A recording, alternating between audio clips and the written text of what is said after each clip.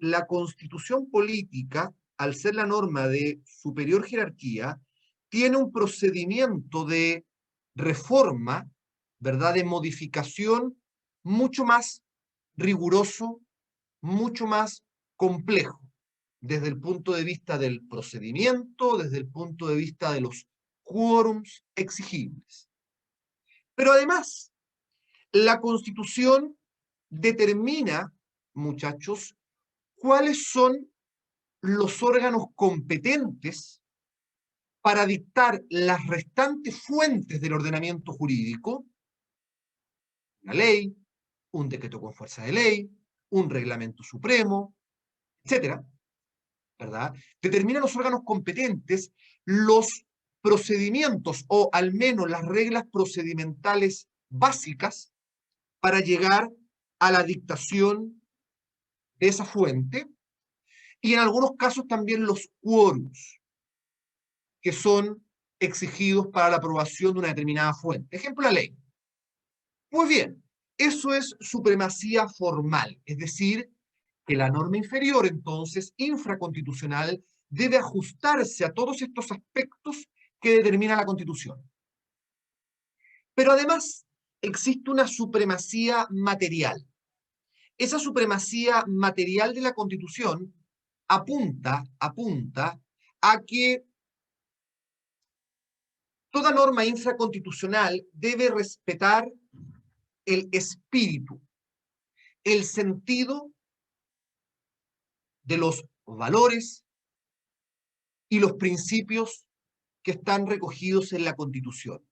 Es decir, se cumple con la supremacía material de la Constitución cuando obviamente la norma infraconstitucional se ajusta a ella desde el punto de vista de su contenido dogmático. Y eso puede llevarnos entonces a la existencia de normas que sean inconstitucionales en la forma o que sean inconstitucionales en el fondo, es decir, que infrinjan el principio de supremacía constitucional formal y el principio de supremacía constitucional material, forma y fondo. ¿Ok? Pero si estamos hablando de que existe una supremacía constitucional formal y una supremacía constitucional material, y estamos diciendo entonces que las normas infraconstitucionales deben ajustarse tanto en la forma como en el fondo a lo que la Constitución establece, evidentemente es necesaria la existencia de un sistema de control de constitucionalidad de normas. Y en Chile, fíjense ustedes, ese sistema de control de constitucionalidad hoy día es doble. Ojo, por ahí en el apunte dice triple. En la actualidad no. En la actualidad es doble, no triple. ¿Cómo doble? Es que existen dos organismos que tienen competencia para controlar constitucionalidad. Me explico. Contraloría General de la República. La Contraloría General de la República, que está regulada en los artículos 98 y 99 de la Constitución, tiene control de constitucionalidad, muchachos, de un tipo de precepto legal. En concreto, los decretos con fuerza de ley. Y además, tiene control de constitucionalidad de actos administrativos. Si ustedes miran el artículo 99 de la Constitución, inciso segundo, se dice lo siguiente: corresponderá asimismo al Contralor General de la República tomar razón de los decretos con fuerza de ley, que son preceptos legales, debiendo representarlos cuando ellos excedan o contravengan la ley delegatoria o sean contrarios a la Constitución. ¿Se dan cuenta? Control de constitucionalidad y de un precepto legal por parte de la Contraloría, como son los decretos con fuerza de ley. Y también, obviamente, tiene control de constitucionalidad de ciertos actos administrativos, normas reglamentarias o administrativos. Y eso viene a continuación, cuando se dice, si la representación tuviera lugar con respecto a un decreto o resolución por ser contrario a la Constitución. ¿Se dan cuenta? Repito, si la representación tuviera lugar con respecto a un decreto o resolución por ser contrario a la Constitución, ahí está hablando de control de constitucionalidad de normas reglamentarias o administrativas. ¿Sí? Ahora bien, más adelante lo vamos a estudiar. En algunos casos este control es preventivo, ¿ok? Por ejemplo, a través de la toma de razón, previo a que la norma entre en vigor, y en otros casos, respecto de normas reglamentarias o administrativas, puede también ser represivo. Ejemplo, a través de la potestad dictaminante. En segundo lugar, tenemos al Tribunal Constitucional, ¿cierto? Regulado en los artículos 92 y 93 de la Constitución, especialmente, ¿verdad? En el 92 en cuanto a su forma de composición y en el 93 en cuanto a sus atribuciones. Y sin perjuicio de lo que vamos a estudiar más adelante nosotros, hay varias de esas atribuciones que refieren al control de constitucionalidad de normas. Por regla general, el tribunal controla la constitucionalidad de normas o preceptos legales. Normas o preceptos legales. Pero también, por vía excepcional, tiene control de constitucionalidad de normas reglamentarias o administrativas. Ejemplo, control de normas, control de constitucionalidad de normas legales. Artículo 93, número 1. Ejercer el control de constitucionalidad de las leyes que interpreten algún precepto de la Constitución, de las leyes orgánicas constitucionales y de las normas de un tratado que versen sobre materias propias de estas últimas antes de su promulgación. Otro ejemplo. 93, número 3. Resolver las cuestiones sobre constitucionalidad que se susciten durante la tramitación de los proyectos de ley o de reforma constitucional y de los tratados sometidos a la aprobación del Congreso. Otro, 93, número 4. Resolver las cuestiones que se susciten sobre la constitucionalidad de un decreto con fuerza de ley. Otra, 93, número 6. Resolver por la mayoría de sus miembros en ejercicio la inaplicabilidad de un precepto legal cuya aplicación en cualquier gestión que se siga ante un tribunal ordinario o especial resulte contrario a la Constitución. Otra, 93, número 7. Resolver por la mayoría de los 4/5 de sus integrantes en ejercicio la inconstitucionalidad de un precepto legal declarado inaplicable en conformidad a lo dispuesto en el numeral anterior. Ahí todas esas atribuciones inciden en control de constitucionalidad de normas o preceptos legales. Y como les decía, hay también un par de normas o de atribuciones que inciden en el control de constitucionalidad de normas reglamentarias. ¿Cuáles? 93, número 9. Resolver sobre la constitucionalidad de un decreto o resolución del presidente de la República que la Contraloría haya representado por estimarlo inconstitucional, cuando sea requerido por el presidente en conformidad al artículo 99. Y la otra es el 93, número 16. Resolver sobre la constitucionalidad de los decretos supremos, cualquiera sea el vicio invocado, incluyendo aquellos que fueren dictados en el ejercicio de la potestad reglamentaria autónoma del presidente de la República, cuando se refieran a materias que pudieran estar reservadas a la ley por mandato del artículo 63. Entonces tenemos ahí un segundo órgano de control de constitucionalidad de normas. Regla general de normas legales, aunque también existen ciertas atribuciones que le permiten controlar normas reglamentarias o administrativas.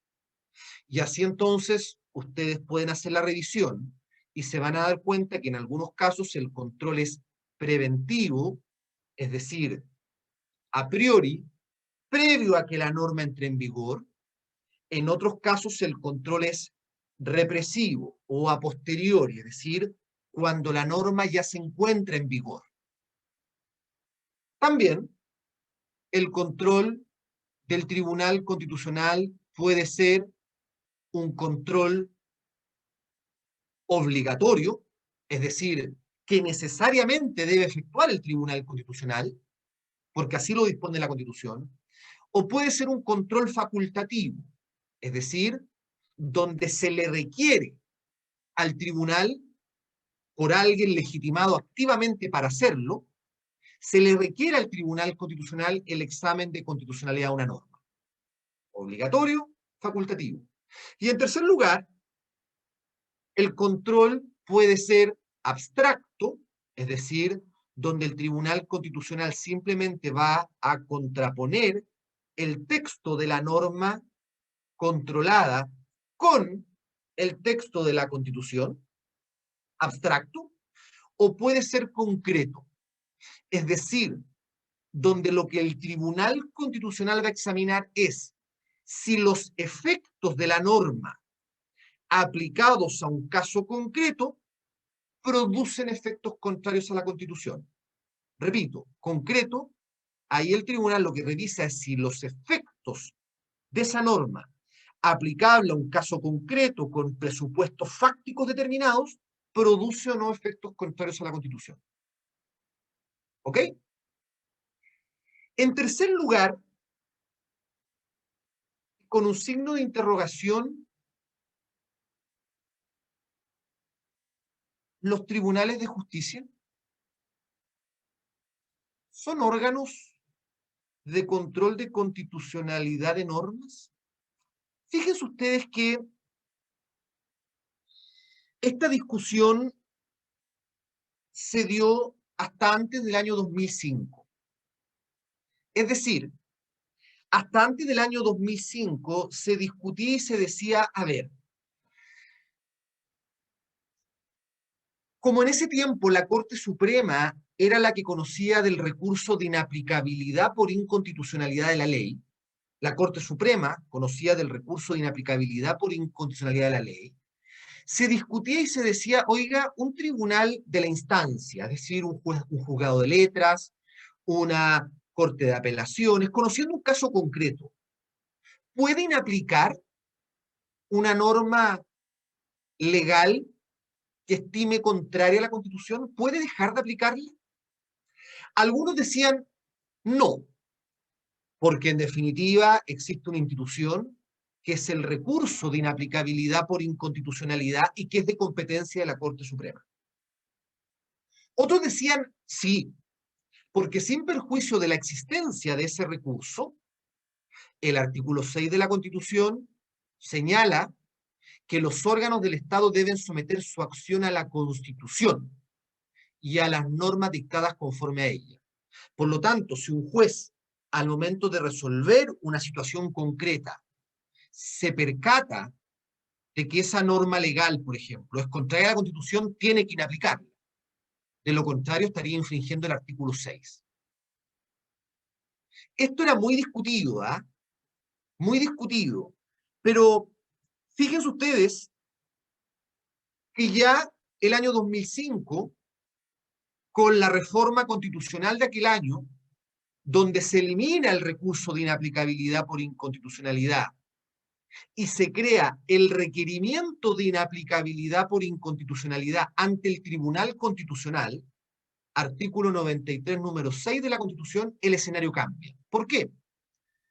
Bueno, porque uno de los sujetos legitimados para pedirle al Tribunal Constitucional un pronunciamiento sobre la constitucionalidad de una norma que debe aplicarse en un caso concreto es el juez, ¿cierto? Son las partes en la controversia, pero también el juez.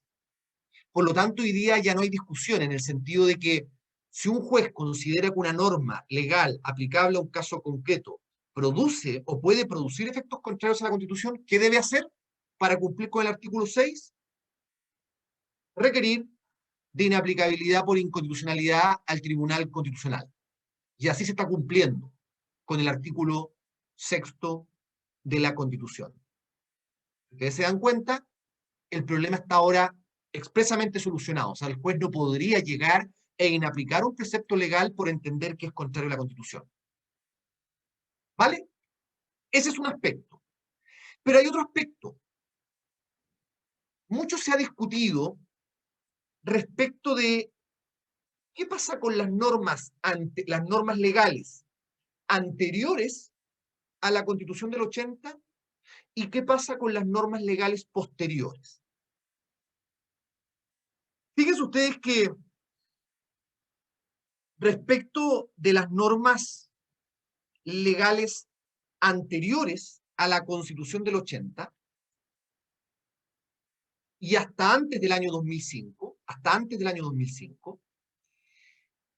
la Corte Suprema en un principio sostuvo que si es que una norma legal anterior entraba en contradicción con la Constitución posterior, cualquier tribunal podía declarar esa situación. ¿Por qué? Porque ahí había un problema de derogación tácita de la norma, es decir, norma legal derogada por la Constitución posterior que la contradice. Y como es una cuestión de vigencia de ley en el tiempo, cualquier tribunal podía hacerlo. Es más, hasta la década del 90, la jurisprudencia de la Corte Suprema era que no procedía el recurso de inaplicabilidad por inconstitucionalidad ante ella, no procedía en caso de normas anteriores a la Carta del 80. No procedía. ¿Por qué? Porque el problema es de derogación de la norma. Constitución posterior deroga norma anterior. Por lo tanto, cualquier tribunal podía declararlo así. En el año 1990, en un fallo que es Natividad Campos Canales, la Corte Suprema va a cambiar el criterio. 1990. Y va a decir, mire, en realidad la Constitución no distingue, así que yo puedo conocer de un recurso de inaplicabilidad por inconstitucionalidad, ya sea de una norma anterior o de una norma posterior a la Constitución del 80. ¿Ok? Obviamente, si la norma era posterior a la Constitución del 80, ahí sin duda el problema es de inconstitucionalidad, ¿verdad? Porque no podríamos entender que la norma legal posterior deroga la Constitución anterior. Imposible por jerarquía normativa. Fíjense ustedes que el año 2005 uno diría, bueno, pero ahora el 2005 ya desaparece la atribución de la Corte Suprema y por lo tanto le corresponde al Tribunal Constitucional. Y fíjense ustedes que ha vuelto el cuestionamiento. ¿Qué es lo que ha dicho la Corte Suprema en los últimos, yo les diría, 5, quizás 7 años? La Corte Suprema ha vuelto a la distinción. Es decir, la Corte Suprema ha dicho, espérese, si es que la norma legal es anterior a la Constitución del 80 y entra en conflicto con la Constitución del 80, ese es un problema de vigencia de la ley en el tiempo. Y lo puedo declarar yo, una Corte de Apelaciones y cualquier tribunal que esté conociendo un asunto controvertido. En cambio, si el conflicto obviamente es de una norma legal posterior que entra en conflicto con la Constitución anterior, ahí el problema es de inconstitucionalidad y eso le corresponde reclamarlo ante el Tribunal Constitucional. Pero fíjense ustedes que el Tribunal Constitucional, frente a estos fallos de la Corte Suprema, ha sostenido exactamente lo contrario. Ha sostenido que ya sea que la norma legal sea anterior o posterior, en cualquier caso, el problema es de constitucionalidad y que por lo tanto él, sería competente para resolverlo. Si ustedes lo logran visualizar, muchachos, lo que hay ahí en el fondo es un choque de trenes. Es quién tiene más poder en definitiva, ¿verdad? Ahora, ojo, ¿ah? Ustedes son libres de adscribir a cualquiera de las dos teorías. No obstante, si ustedes se fijan, aún adscribiendo a la teoría de la Corte Suprema, tendríamos que concluir que los tribunales ordinarios del Poder Judicial no controlan constitucionalidad de norma. Porque si nosotros compartiéramos con la Corte Suprema que cualquier tribunal de la República podría estimar como derogada una norma legal anterior a la Constitución del 80 por la Constitución posterior, ahí lo es, no porque sea un problema de constitucionalidad, es precisamente la postura de la Suprema se sustenta en que ahí el problema es de vigencia de la ley en el tiempo. O sea, no estaría controlando constitucionalidad. ¿Se entiende? A mí me parece discutible, ¿eh? Muy discutible. Yo entiendo mi posición muy personal. Entiendo, muchachos, que en cualquiera de los dos casos, norma anterior o norma posterior, entiendo que cualquiera de los dos casos, el problema es de constitucionalidad y no de vigencia de la ley en el tiempo. Entonces me parece que la competencia debiera ser la del Tribunal Constitucional. Pero es discutible. Pero en definitiva, la conclusión es, los tribunales de justicia ordinarios del Poder Judicial no controlan constitucionalidad de normas legales. No. Pero cuidado, porque sí pueden controlar en los juicios de que conocen, sí pueden controlar constitucionalidad de actos administrativos. De hecho, cuando ustedes, por ejemplo, deducen una acción de nulidad de derecho público respecto de un acto, ¿no hay ahí también un control de constitucionalidad de ese acto? ¿Y quién lo hace? Un tribunal de justicia. Otro ejemplo, si es que yo dicto un decreto supremo y alguno de ustedes estima que ese decreto supremo afecta sus derechos fundamentales y recurre de protección en mi contra, ¿no hay ahí un control de constitucionalidad de un acto administrativo, de una norma reglamentaria? Sí. Entonces, fíjense ustedes, mientras el control de constitucionalidad de la ley en Chile es concentrado, porque está radicado en el Tribunal Constitucional, salvo el control de los decretos con fuerza de ley por parte de la Contraloría, el control de constitucionalidad de los actos administrativos es difuso.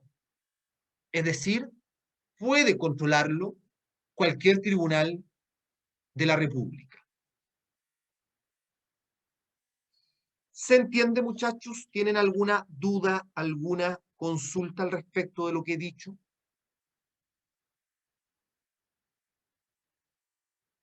¿No? No, profe. Ya. Gracias, Sigrid, por responderme. Cuando no me responden, tengo que entender de que no hay dudas, o también podría ser que esté más entretenida la televisión, el Instagram o cualquier otra aplicación, ¿ya? Y más encima no los veo, muchachos. Entonces, imagínense el no poder verlos por acá, por la plataforma, por Zoom. Estoy hablando a mi computador. Bueno, es parte de este sistema. Punto aparte.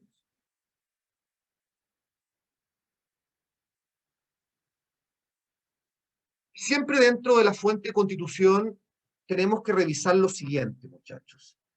El legislador, desde el punto de vista constitucional, se encuentra con una cuádruple, en principio el apunte dice doble, pero es una cuádruple vinculación a la Constitución. Es decir, se encuentra 4 veces vinculado, obligado y limitado en su actividad legislativa por la Constitución. ¿Cómo es eso? En primer lugar, muchachos, se encuentra limitado por la noción derechos esenciales que emanan de la naturaleza humana.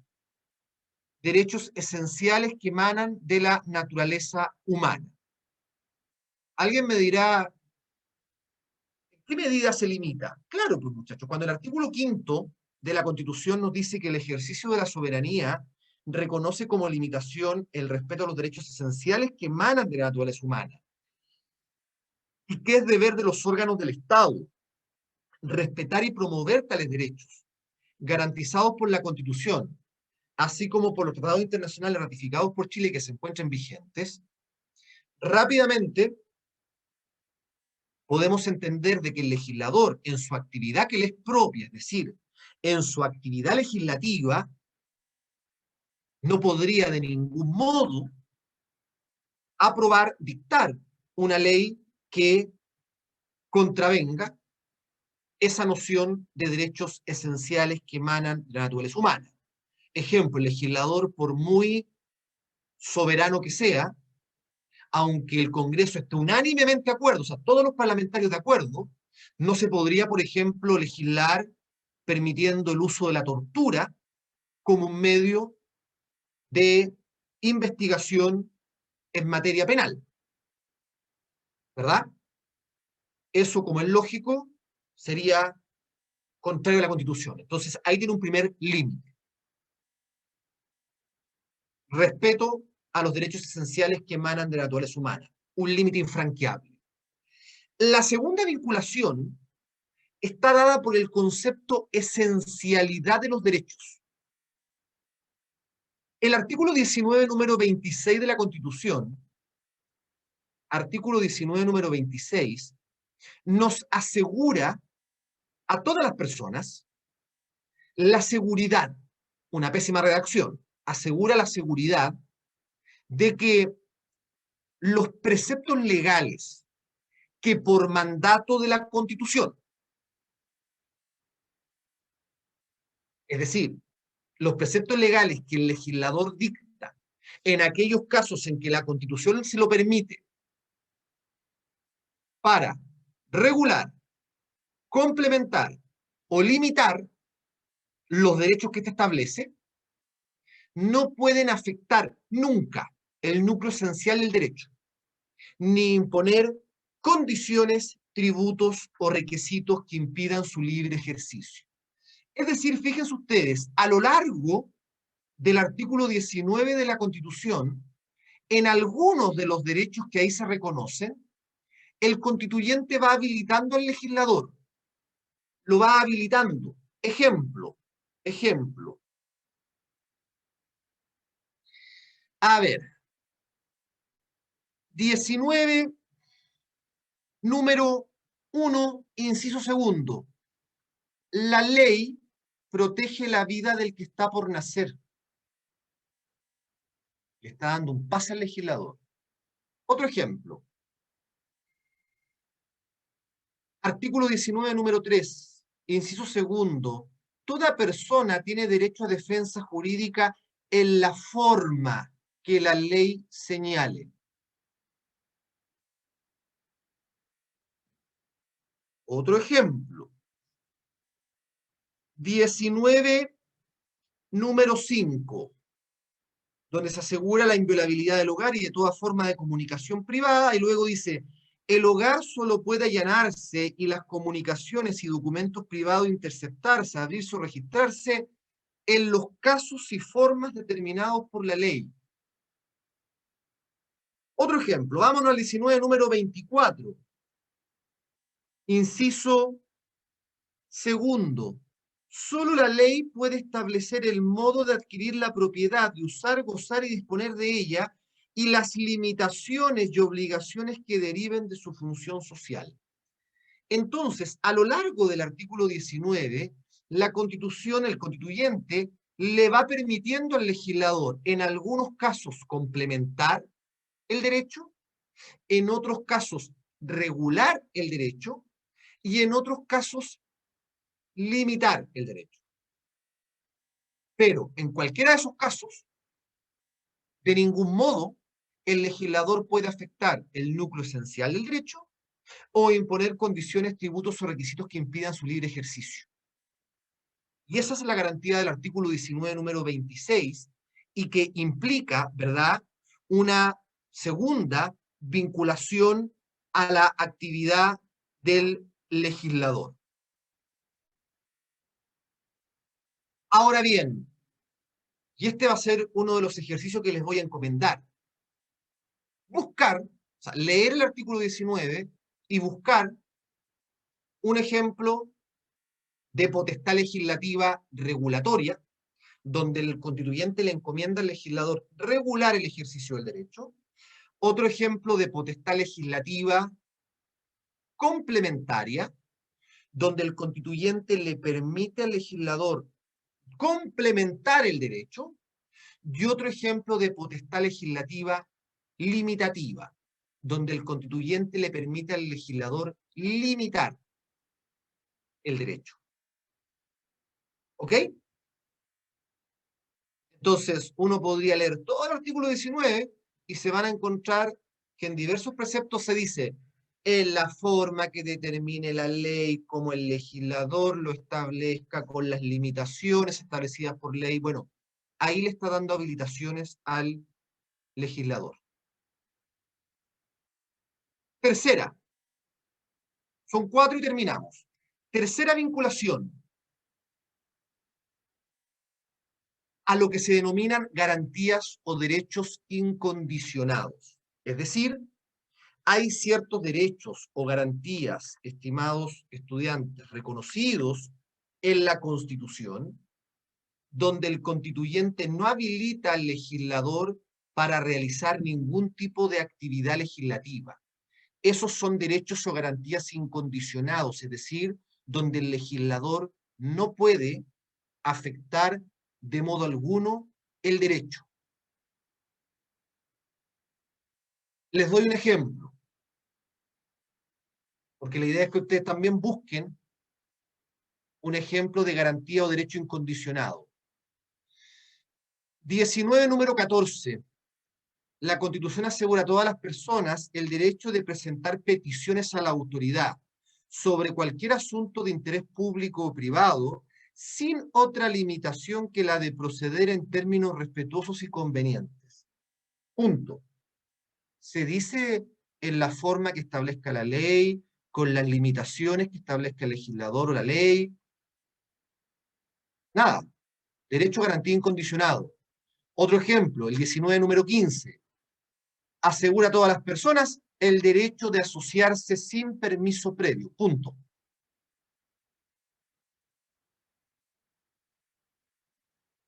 Garantías entonces y derechos incondicionados en la Constitución son un tercer vínculo directo que tiene el legislador a la Carta Fundamental. El último, muchachos, es al principio de interdicción de la arbitrariedad. Ese principio de interdicción, de prohibición, de proscripción de la arbitrariedad es una cuarta vinculación. ¿En qué sentido, dirán ustedes? Bueno, en el sentido en que el constituyente, en diversos preceptos, ¿verdad?, prohíbe discriminar o diferenciar arbitrariamente. No prohíbe discriminar, no prohíbe diferenciar, lo que prohíbe es la arbitrariedad. 19, número 2, 19, número 16, 19, número 20, 19, número 22. Y por lo tanto el legislador no podría en ningún caso establecer diferenciaciones o discriminaciones arbitrarias. ¿Puede diferenciar? Sí. ¿Es legítimo? Sí. Pero siempre fundadamente. Y ahí tenemos las 4 vinculaciones directas del legislador a la Constitución. ¿Se entiende, muchachos? ¿Hay alguna duda o alguna consulta?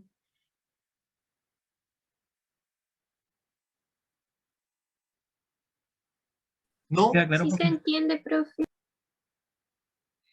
Gracias. Muchachos, como les dije, vamos a terminar hasta aquí. Terminamos la Constitución como fuente y nos queda por delante ver normas o preceptos legales y después ver normas o preceptos reglamentarios, ¿ya? Lo que les voy a pedir en esta hora prácticamente de trabajo autónomo, les voy a pedir que puedan leer, simplemente leer el apunte hasta terminarlo. O sea, en el fondo estamos hablando, no sé, deben ser 30 páginas más o menos, desde normas o preceptos legales hasta el final de este apunte, y a partir de ello puedan reflexionar sobre 3 puntos. Uno, el que ya les dije. Igual va a ir especificado en el Word que les voy a subir a Educando, ¿ya? Es decir, reflexionar y decir, a ver, ¿dónde encuentro un ejemplo de potestad legislativa regulatoria, otro ejemplo de potestad legislativa complementaria, otro ejemplo de potestad legislativa limitativa? Ojo, regular es fijar el marco normativo para el legítimo ejercicio de un derecho. Complementar es desarrollar el derecho. O sea, el legislador en el fondo lo desarrolla y lo amplía a través de la ley. Limitar, su nombre es lógico, imponer una restricción al ejercicio de un derecho. Ah, y también ojalá encuentren una garantía o derecho incondicionado. Hay varios, ¿ah? Hay varios. A lo largo del artículo 19 hay varios. Y ojalá también encontrar un derecho a garantía incondicionada como ejemplo. Ese es el primer punto que les voy a pedir. Y los otros 2 puntos de reflexión son eh, son de otros aspectos que ustedes van a leer en el texto. ¿Alguna duda, alguna consulta?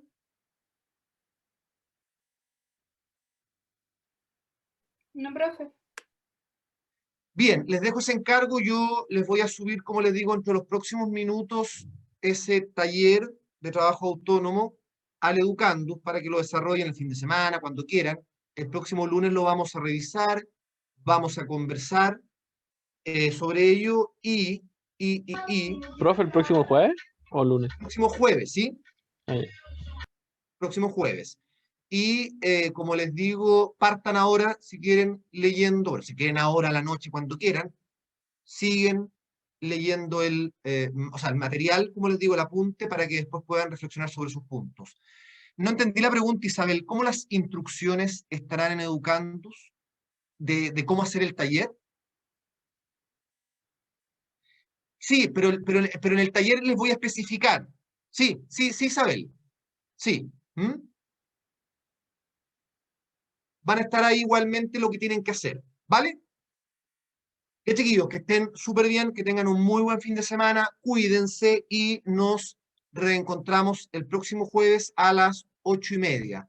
Por favor, trabajen. Ya, esto no es tiempo libre, es para que trabajen de manera autónoma y así no los recargo yo hablándoles, hablándoles, hablándoles y hablándoles. Que estén súper bien, cuídense, chao, chao. Chao, profe.